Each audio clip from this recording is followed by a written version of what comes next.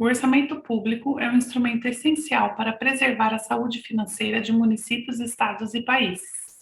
É ele que prevê as receitas e estabelece os gastos que serão efetuados pelos governos, e é considerado por especialistas um dos principais instrumentos de comunicação do planejamento das administrações públicas com a sociedade civil. Entretanto, por suas constantes imprecisões, o instrumento vem perdendo credibilidade e afetando negativamente o funcionamento de políticas públicas e o bem-estar da sociedade.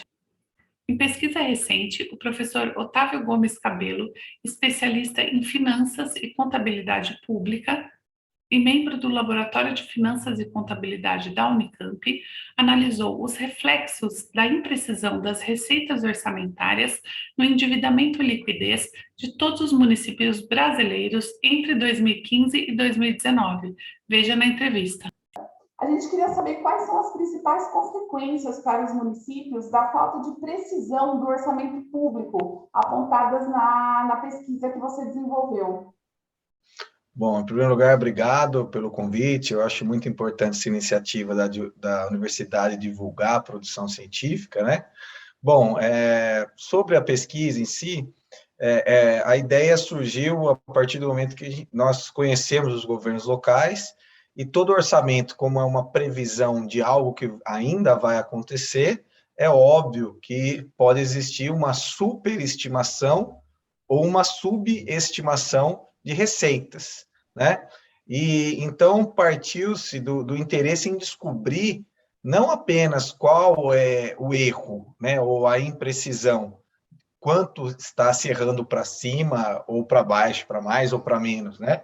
Mas sim avaliar os efeitos dessa super ou subestimação das prefeituras, dos governos locais, como a gente se diz na academia, né, para os municípios brasileiros. E nós observamos que aqueles que superestimam, ou seja, preveem uma receita maior do que a efetivamente arrecadada, isso acaba gerando um maior endividamento e uma menor liquidez, ou seja, uma capacidade de pagamento menor. Por outro lado, a pesquisa também constatou que aqueles que subestimam, ou seja, façam uma previsão menor do que efetivamente arrecadado, acaba dando um efeito inverso no endividamento e na liquidez, ou seja, acabam diminuindo o endividamento, né, e aumentando a liquidez. Certo. Professora, a pesquisa também apontou que falta uma padronização mais clara sobre uma metodologia para a previsão das receitas dos governos locais, né? Em sua opinião, por que isso ocorre no Brasil? E é assim também em países com elevado desenvolvimento econômico, social? Acontece a mesma coisa? Bom, a primeira questão, né, a padronização. Existe um manual da Secretaria do Tesouro Nacional que dá uma orientação, é um guia geral para os municípios. A gente sabe que existem municípios que têm uma estrutura maior pelo porte, pela capacidade financeira, e esses conseguem, então, ter uma estrutura, um corpo de servidores que conseguem fazer uma estimativa melhor. Por outro lado, aqueles municípios menores, eles acabam não tendo essa mesma estrutura e acabam seguindo mais ou menos o que o manual diz. Só que isso não é compulsório. Então, o município fica à vontade para se fazer, seguir o manual do Tesouro ou não. Então, ele tem discricionariedade absoluta em fazer um modelo de previsão que ele quiser, né? Então, tem municípios que utilizam uma maneira um pouco mais arcaica, pegando o histórico apenas corrigindo pela inflação e não analisando outros cenários que poderiam contribuir, né, para uma arrecadação maior, né? Em relação... Então, isso é a questão da padronização, não existe, né? O governo federal deixa os municípios à vontade para poderem decidir nesse sentido. Em relação à comparação com outros países, né, podemos pegar o exemplo dos Estados Unidos. O orçamento americano, norte-americano, ele é impositivo. Então, o que está aprovado na lei orçamentária, obrigatoriamente tem que ser executado. Se não for executado, tem que se justificar por que não foi executado. O brasileiro, o modelo é autorizativo, autoriza-se a execução daquelas despesas. Claro que a execução da despesa está atrelada à receita, né? Então, se você não arrecadar, você não pode gastar. E isso, então, está ligado, então, à questão do gasto. Da receita, é óbvio que os outros países também, eles têm modelos de previsão de arrecadação, né? E também acontecem ou subestimações, tá? Certo. E, professor, além de responsabilidade fiscal, tem alguma parte nesse problema? Você acha que algo precisaria mudar nessa lei? Então, é muito interessante essa questão, que nós mencionamos isso na pesquisa, né? Como eu acabei de dizer, a receita está atrelada ao gasto, né? A lei de responsabilidade fiscal tem um mecanismo, criou-se um mecanismo para o quê? Para frear a despesa conforme a receita não for acontecendo conforme o previsto. A nossa pesquisa acabou evidenciando que esse mecanismo do freio, ele sutilmente ainda não é tão eficiente nesse sentido. Porque se ele fosse eficiente nesse sentido, os municípios que estavam superestimando não aumentariam o seu endividamento. E nós comprovamos estatisticamente que isso está acontecendo. Então, talvez precisa ser feita alguma revisitação nesse sistema da lei de responsabilidade fiscal, para tentar fazer com que isso não aconteça. Mesmo que o aumento seja sutil, ele ainda está acontecendo.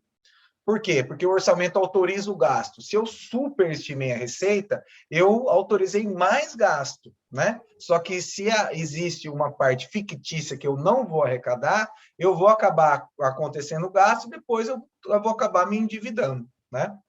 Então, esse mecanismo não funciona. Ele funciona, mas não no tempo adequado. Pela norma, tem a prestação de contas bimestral. Então, até essa burocracia do sistema de evidenciação, de formalização desse freio do gasto, a gente está achando que tem que ser revisitado para talvez ser um tempo um pouco menor.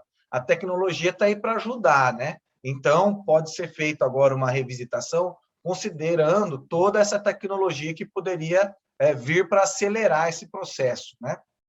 Certo. Professor, e existem relações entre a previsão orçamentária dos municípios e a previsão orçamentária do governo federal? Quais são essas relações? Bom, existe. Como o Manual do Tesouro, ele dá lá um modelo que poderia ser seguido para prever quanto que vai se arrecadar no ano seguinte.